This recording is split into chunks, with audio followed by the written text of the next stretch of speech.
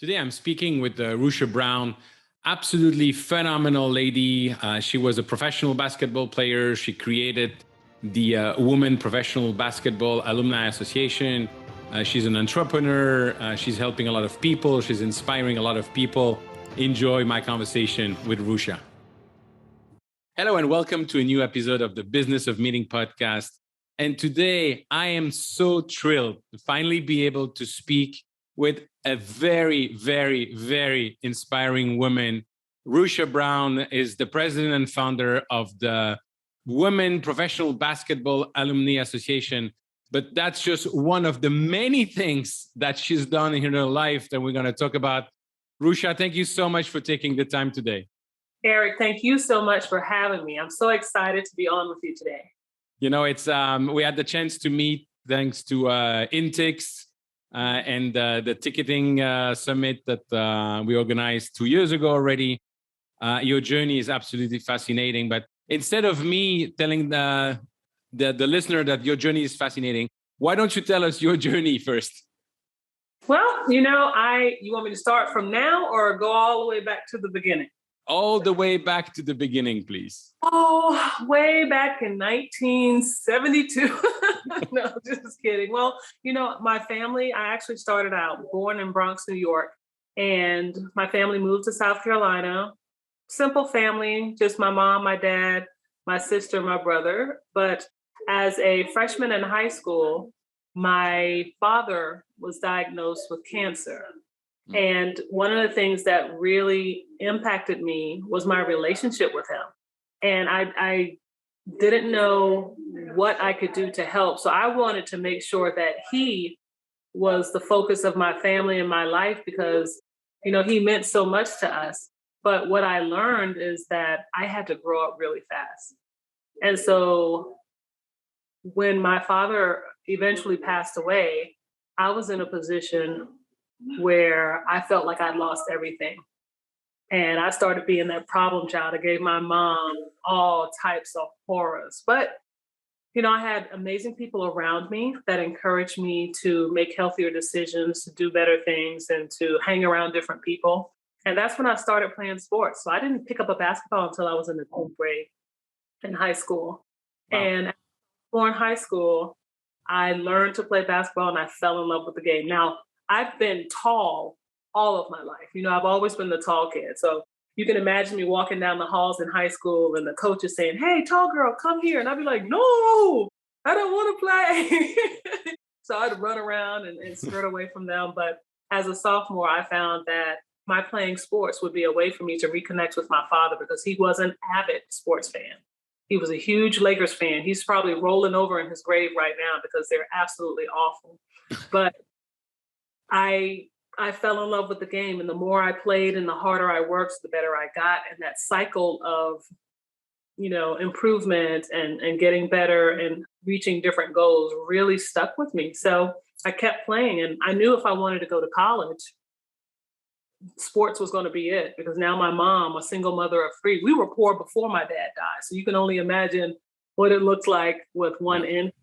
So I ended up being the number 2 recruit in the entire state of South Carolina, could pick any school I wanted to. I committed to the University of North Carolina at Chapel Hill. And then right before it got time, I decommitted and I wanted to stay close to home and went to Furman University in Greenville, South Carolina. Turned out to be the best thing that I could have done because it was exactly what I needed. I had an amazing career at Furman. My basketball career, I won every award there, but I got my degree in sociology.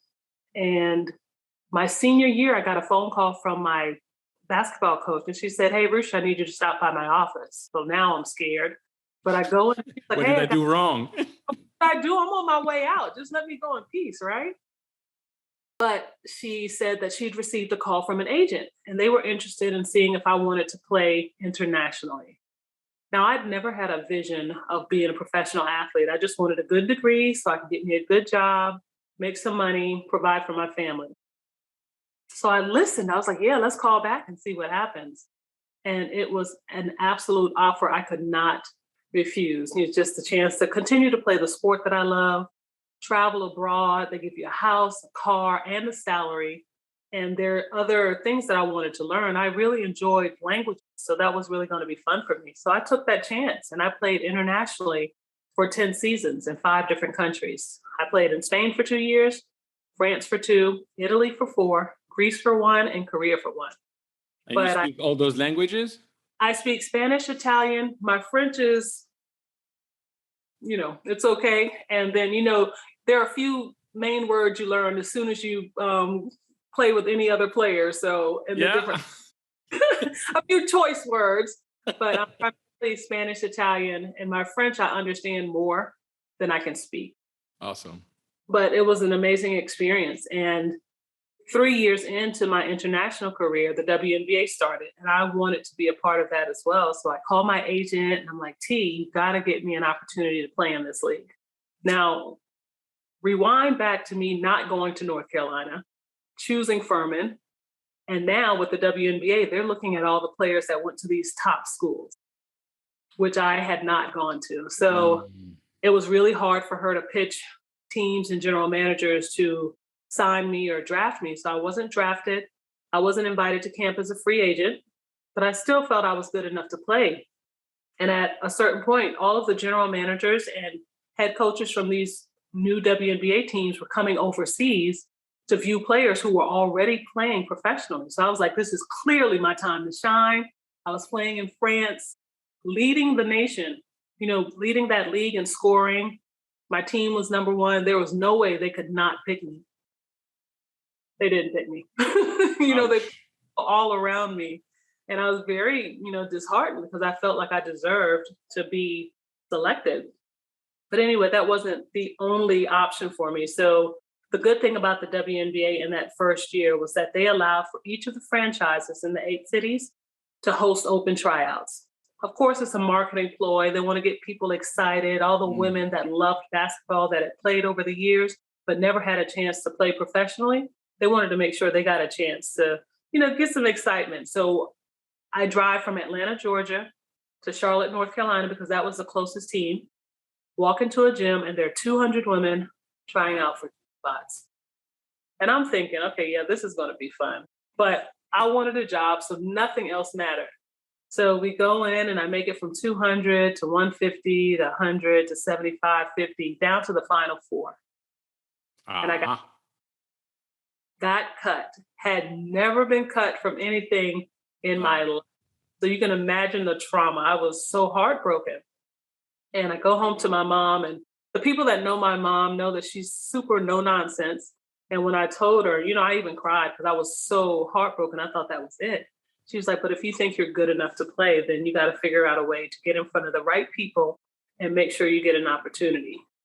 So I grabbed my brother, who's 4 years younger than me, and tell him I needed to drive to Cleveland. So the following weekend, we drove from Atlanta to Cleveland to try again. Same thing. Walk into the gym, there are 200 women. That must have been the cap because there were 200 women trying for those positions. And again, I made it down to the final 4. I worked hard. I did all I could. And I was like, if this doesn't happen, then I don't know what else I'll do. So at the end of the tryouts, the head coach calls me and she says, Rushia, you've done a great job in this tryout. We want to invite you to be a part of our practice team. I was like, practice What is team? that? Exactly. Let me explain. So during the WNBA, in the preseason, in the training camp, you have 2 practices a day, which were about 3 hours each. And they wanted me to just come and practice with the team. So I would be a practice player only. So when the games came, I would sit in the stands. I wouldn't travel with the team. I literally was for practice only. And no way was that what I wanted. But having my foot in the door was enough in that moment. And I knew that I could eventually persuade her to put me on a team through my hard work and just being a good teammate and doing the right things. That's what I felt like.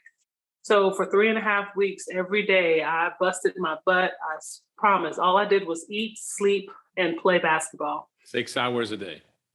At least. And that's not to count the training. You got to be to the training room before practice. You got to do training room after. You have a bite of lunch. Then you do the training room again, practice and training room again. I literally would just bring something to eat and had a pillow and a blanket in the locker room. and would just stay there some days because it was too much to go back and forth home. So at the end of that 3.5 weeks, she calls me in the office and she says, Rushia, you had a great training camp.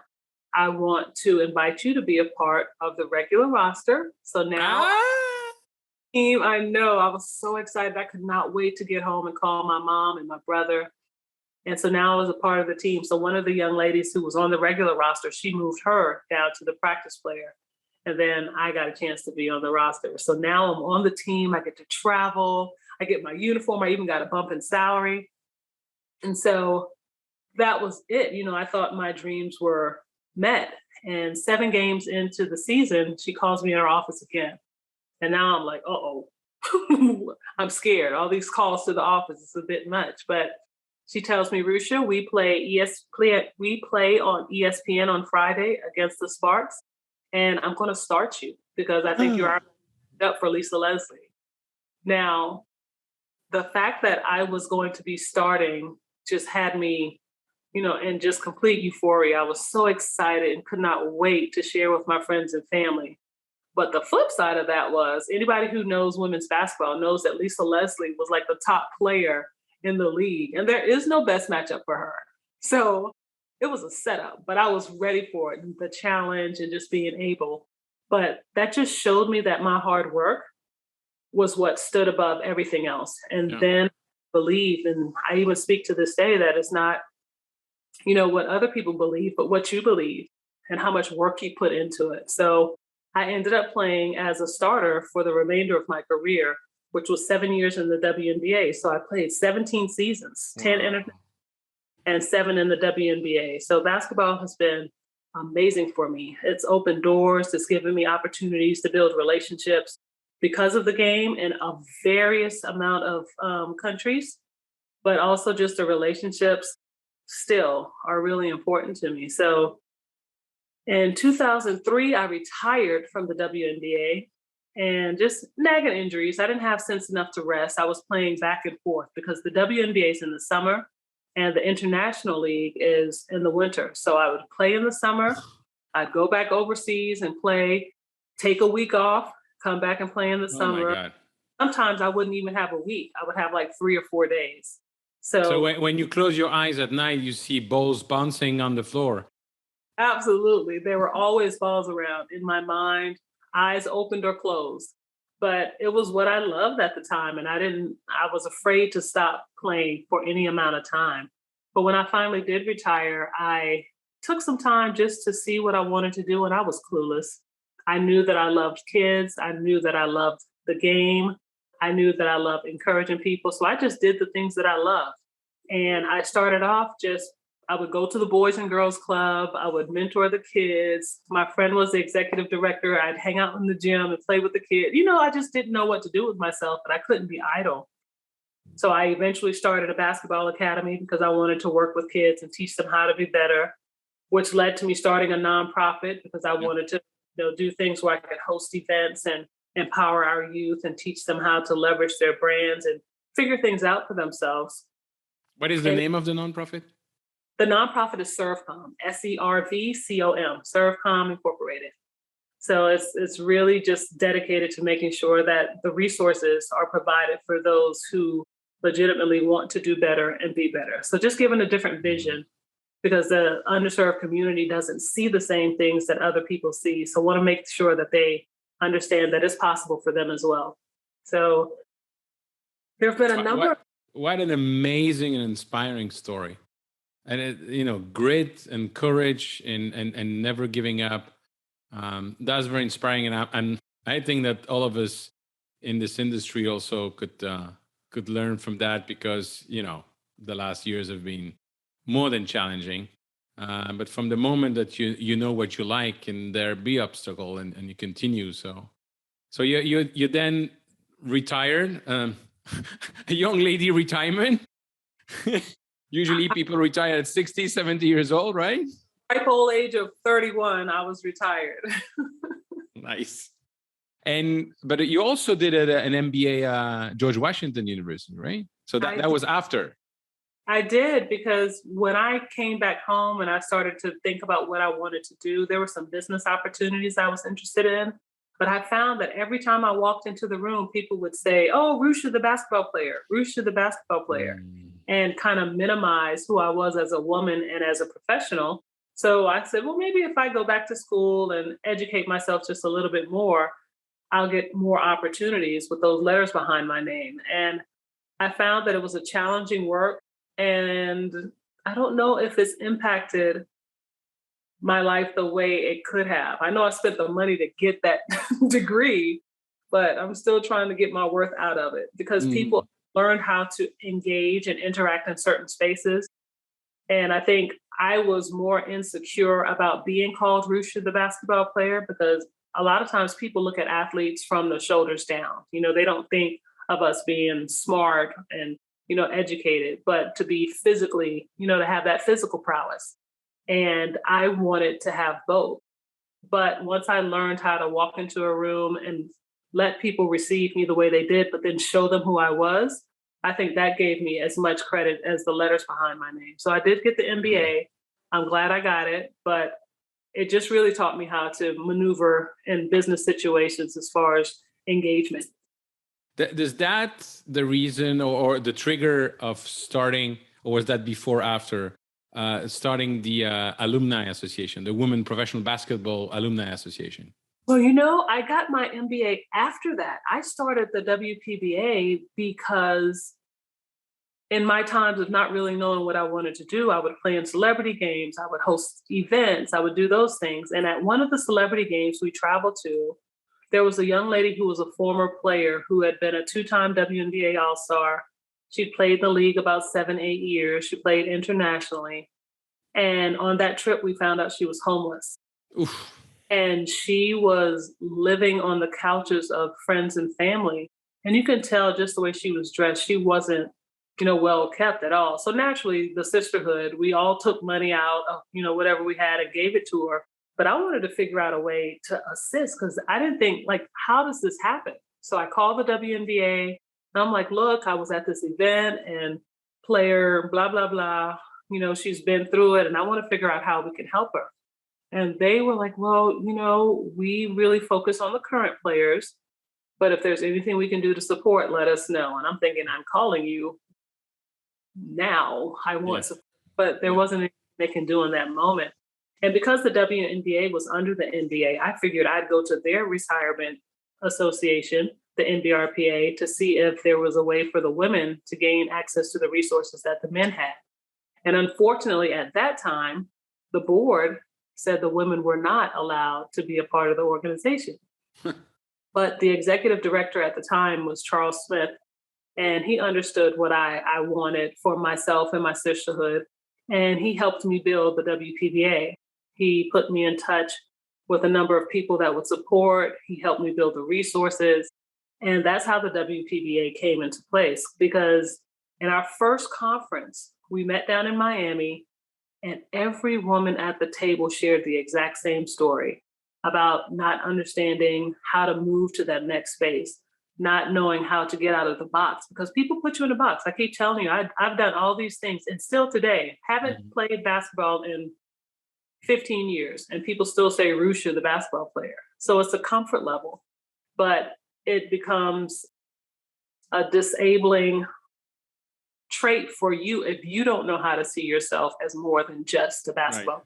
Right. So we talked about those things and how we were to overcome it and the feelings that we had when you've been in the spotlight for so long and then you just go back to being a regular person. There were so many challenges that we all gained comfort in knowing that we weren't by ourselves. And that was the beginning of it. And over the past 10 years, we've been in a position where we have been able to now join the NBRPA because I kept beating on the door. They say no to the wrong person the first time. That just means not now. For me, in certain situations, no means not yet. And it's been amazing because we've been able to benefit from so many of the programs that the NBA had in place for only the men. And you can look at how many females there are coaching now in the NBA. There was a program that the NBA had called the crossover program. They had the assistant coaches program. Women were never allowed to go to them. But I kept calling. I was like, I want to come. I want to sit in on these sessions. And they finally just said, okay. And then I went the first year, and the next year I brought 2 people with me. And the next year I brought 3 more, I sent 3 more people. So it really was about just getting in the door and just making sure I didn't just do for myself, but open the door for those coming behind me. Like I have zero interest in coaching, but I knew some of my sisterhood did. So I wanted to be in a position to make sure that they got those opportunities as well. And I can imagine back when you're looking at this woman who's homeless and who's been playing 7 years and has been playing international, you're just thinking that could be me. It very easily could have been. And I think the only differentiating factor, because in the beginning of the WNBA, your salary was based on your draft status. And I told you, I wasn't drafted. I walked onto a team, so I was the lowest paid athlete in the league. She was a pretty high draft pick. So she, by nature, was making more than me, which meant when she would go overseas, she would make more than me too. So she had the money, but clearly she didn't have the financial education on how to take care of her money, how to save it or invest. And who knows what else was going on, but she didn't have a circle around her. I had an amazing family. My tribe has been incredible. I've shared, I come from a family of entrepreneurs. So even when I was stuck, there was always something I could do and people to support me in doing it when she clearly didn't have that. We all have different situations. So there need resources in place for all of us. Absolutely. And now this entrepreneurial spirit, you also started the Young Black Entrepreneur. Yes, my brother my brother is an amazing artist. He recently opened up a fine arts gallery in our hometown of Charleston, South Carolina. But he knows my passion too for the youth, and he shares that same passion. So we started together Young Black Entrepreneur Magazine, which is an educational platform to influence and to encourage people of color to start businesses for themselves and to educate them on the process. And it's not just adults. We do a mentorship program for kids, and it's called the Wolf Pack. And we help them understand, like, how do you turn your purpose, your passion into a career? Mm-hmm. So we figure out what it is they enjoy doing. We help them figure out how you get to your LLC, or does it need to be a nonprofit? We help them put activities into place that will move into that space where they can build relationships and gain funding. So it's like a Shark Tank of sorts, but it's just about the educational piece, not all of the funding, but helping them be prepared. So when that opportunity presents itself, and even helping them find the opportunity, that they're ready for that success. That's amazing. And how many people are you touching now with the magazine? Oh man, I think we're 8 years in.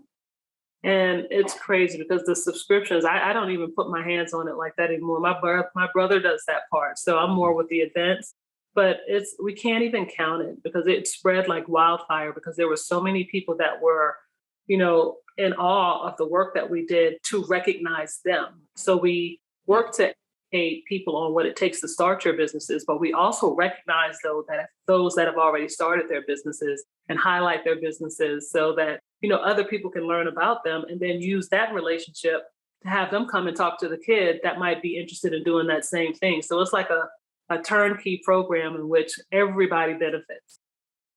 That's awesome. So you're helping a lot of people. You're inspiring a lot of people. Now, what is it for you? What is it that you want to be doing for the next 40, 50 years? What are your dreams that you're working on now? I've found that I'm happiest when I can help someone else attain their goals. I know we're all coming out of this space where COVID has been really, really difficult and we've not been able to do the things that we want to. And honestly, until COVID, I thought that my purpose was just to help people. But I found that in my helping people, my spirit did well. So at the beginning of COVID, when I couldn't go to events, I couldn't engage with people, like I even went into a little of a depression because I miss being a part of the growth and development of others. I can relate to that. Absolutely. Yeah. Mm-hmm. And I know that's my calling, but I had to figure out a way to continue to do that. So that's when I created Boss Girls and did the virtual program, which has grown. It's absolutely amazing what it has gone to now. I've been able to partner with PAL, the Police Athletic League, in a couple of different cities and do the program, partner with the Boys and Girls Club, the Girl Scouts, and just be able to expand the program. But that was born out of my missing the young ladies whose lives I wanted to impact. And so I just realized that it doesn't matter what space I'm in, I really love helping others and putting them in a position to be their best selves. I love it. And now you're going to work full time on that, or what's the plan? Yeah. So I recently stepped away from corporate, well, in about 2 days, and I will be full time with my nonprofit. I will do consulting. I have a couple of, interests as far as I'm going to write a book that I've been writing for 10 years and have never finished. So now is the time for me to go ahead and get into it, because when I do my speaking, it would be awesome to have that book in tow so people can take it away with them. But I definitely want to just throw myself completely into it. My brother, as I mentioned, opened the gallery in our hometown. So through my nonprofit, we'll do empowerment programs for the youth of my hometown where we can teach them the arts, talk about sports, mental wellness, just a holistic approach to being healthy, and then teach job skills. There are relationships that we're working on within the city where we can help our youth understand that a trade is just as important as an education.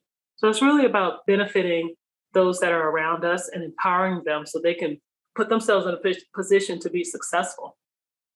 That's awesome. Rushia, you're so inspiring, man. I'm so glad you're taking the time to speak with me today, and everybody's listening. It's just amazing. How can people get in touch with you, and what do you need, and how can people help you? Eric, to get in touch with me, of course, all my website is RushiaBrown.com, RushiaBrown.com. But the nonprofit is ServCom, ServCom.org. And we love coming to different cities and hosting programs for kids. I had a conversation just the other day with a college friend. She was like, hey, I see what you're doing. I want to support. So I'm going to go to Charlotte and do a Boss Girls program just on her behalf. So we'll be able to spend a weekend with some wonderful young ladies in her city because she wants to give back in her community. So I'll jump on a plane and I'll go down there and do that. So if anyone is interested in learning more about Boss Girls, you can Google Boss Girls and read more about it. I would love to come to your city and host the program. Or if you just want to support what we're already doing, you can make a donation on the website, a tax write-off, of course. So that works for everyone.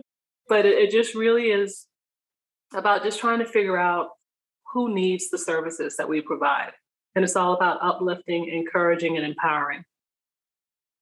Rushia, you're absolutely amazing.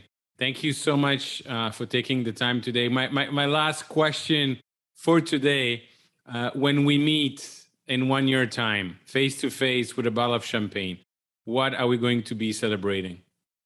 We will be celebrating the impact of lives that I've been able to reach in this year since leaving corporate and going full steam ahead in this nonprofit space. I honestly believe that there's so many people that can be reached, and through the different avenues and relationships that I have, that's what I'm focused on. So there'll be some milestone number that's going to be a great impact. And so that's what we'll drink to. Wonderful. Thank you so much for your time today. Awesome. Thank you, Eric, for having me. Rushia, thank you so much for taking the time to speak with me today. What an inspiring story of grit and never giving up. Absolutely love it. Ladies and gentlemen, if you want to connect with me, please go on LinkedIn or join my Facebook group, www.eventbusinessformula.com/group. And if you enjoyed this episode, please share it with your network. Thank you. Bye-bye.